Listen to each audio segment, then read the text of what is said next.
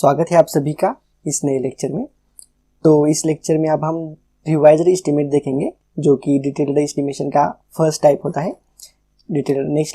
पिछले लेक्चर में हमने डिटेल्ड एस्टिमेशन के टाइप देखे थे, तो उसमें जो रिवाइज्ड एस्टिमेट है ना ये अब हम इस लेक्चर में देखेंगे कि रिवाइज्ड एस्टिमेट क्या होता है, किस प्रकार से निकालते हैं, कब निकालते हैं और क्यों निकालते हैं, ये भी हम देखेंगे।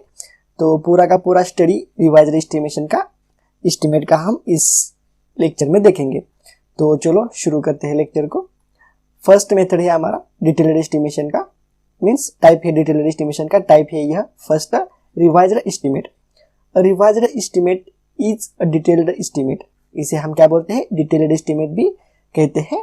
And it is prepared under any one of the following condition.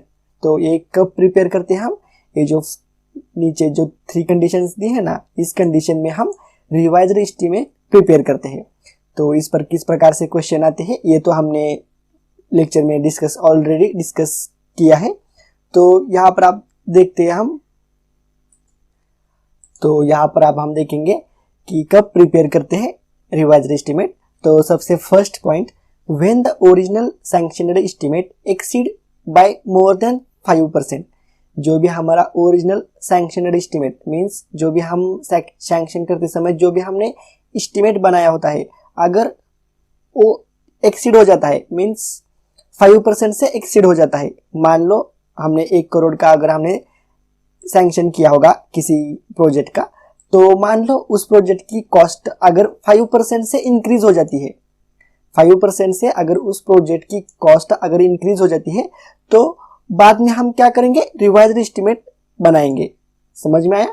कब बनाते हैं, जब मान लो कोई भी एक चीज है फॉर एग्जांपल, और उसकी कॉस्ट है 100 रुपीज, और अगर बाय चांस हमने एस्टिमेशन कितना किया है, 100 रुपीज का एस्टिमेशन किया है। फॉर एग्जांपल आप यहाँ पर 1 करोड़ भी ले सकते हो, तो आपको इजी अंडरस्टैंडिंग हो इसलिए मैंने 100 रुपीज का एग्जाम्पल लेके आपको समझाता हूँ। मैंने एक बिल्डिंग का एस्टिमेट निकाला है और उसकी जो कॉस्ट आई है वो आ चुकी है मेरी 100 रुपीज।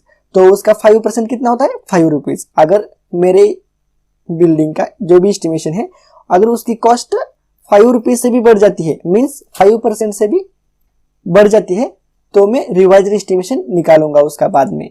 समझ में आया? कब निकालते हैं, when the original sanctioned estimate exceed by more than 5%। जब भी हमने जो भी सैंक्शन किया होता है एस्टिमेशन का, अगर मींस किसी भी प्रोजेक्ट का हम सैंक्शन करते हैं, तो जब सैंक्शन करते समय हमने जो भी एस्टिमेट निकाला था उस प्रोजेक्ट का, अगर वो एस्टिमेट 5% से बढ़ जाता है, तो हम रिवाइज्ड एस्टिमेशन बाद में निकालते हैं। तो ये हो चुका first point. Second point, when the expenditure of work exceed more than 10% of the administrative approval. Means क्या होता है, expenditure of the work exceed more than 10% of administrative approval. जब हम एडमिनिस्ट्रेटिव अप्रूवल लेते हैं, ये तो आपको मालूम होगा क्योंकि ये भी हमने डिस्कस किया है, एडमिनिस्ट्रेटिव अप्रूवल, टेक्निकल सैंक्शन, ये आपको सब कुछ मैंने एक्सप्लेन किया है। तो एक्सपेंडिचर मीन्स जो भी खर्चा होता है हमारे वर्क का या प्रोजेक्ट का, मान लो अगर वो 10% से भी ज्यादा हो जाता है, जब भी हम एडमिनिस्ट्रेटिव अप्रूवल लेते हैं, तो उसके समय जितना था हमारा एस्टिमेशन, अगर उससे भी ज्यादा 10% ज्यादा हो जाता है, किससे, एडमिनिस्ट्रेटिव अप्रूवल से भी 10% ज्यादा आ जाता है, तब हम क्या करते हैं, रिवाइज्ड एस्टिमेट प्रिपेयर करते हैं। ये हो चुका सेकेंड पॉइंट।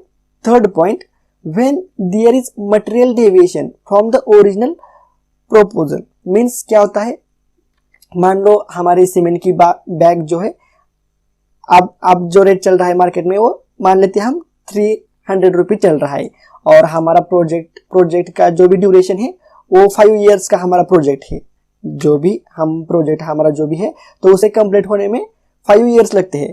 तो हमें तो पता नहीं चलेगा अभी कि अगले साल या अभी से 2 साल के बाद या 3 साल के बाद उस सीमेंट बैग का प्राइस कितना हो जाएगा। अगर वो ज्यादा हो जाता है या कम हो जाता है, तो उसके अकॉर्डिंग जो भी हमारा एस्टिमेशन होता है वो भी चेंज हो जाता है। तो इसलिए हम उस कंडीशन में हम रिवाइज्ड एस्टिमेशन हम प्रिपेयर करते हैं।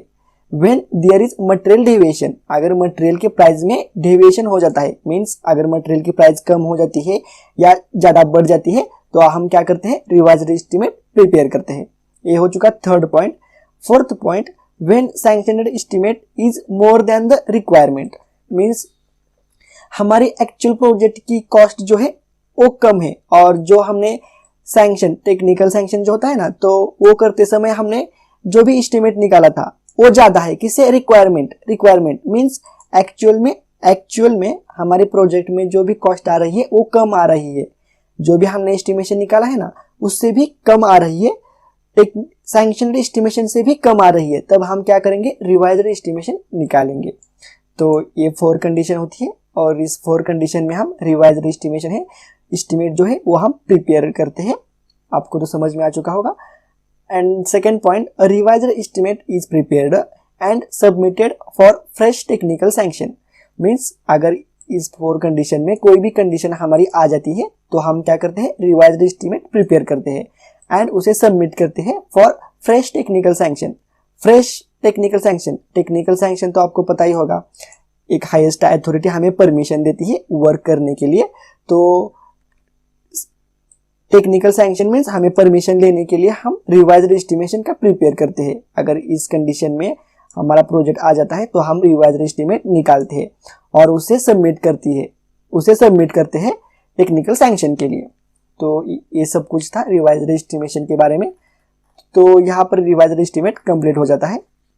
जब भी आपको क्वेश्चन किसी भी प्रकार से पूछा जाए, अगर आपको डेफिनेशन पूछी जाए या एक्सप्लेन रिवाइज्ड एस्टिमेट पूछा जाए या पर कंडीशन अगर आपको पूछी जाए तो उन सभी क्वेश्चन का एक ही आंसर लिखना, इस प्रकार से पॉइंट वाइज ही लिखना। तो इस लेक्चर में बस इतना ही रिवाइज्ड एस्टिमेट। तो नेक्स्ट लेक्चर में हम सप्लीमेंट्री एस्टिमेट देखेंगे। तो मिलते हैं नेक्स्ट लेक्चर में।